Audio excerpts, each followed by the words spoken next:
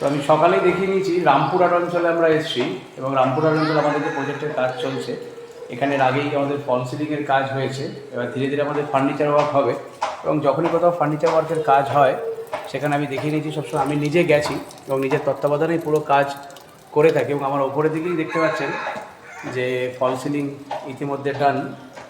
আমি রামপুরহাট অঞ্চলে আছি, এখান থেকে জাস্ট 1 কিলোমিটার দূরেই তারাপীঠ।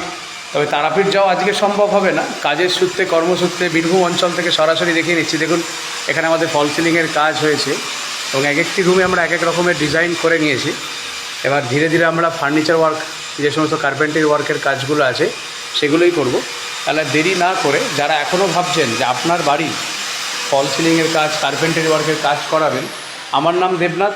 কখনো রাজারহাট, কখনো নিউ টাউন, কখনো সল্টলেক, কখনো মধ্যমগ্রাম, আবার কখনো আপনাদের ভালোবাসার টানে বীরভূম, আসানসোল পৌঁছে যাই আমি।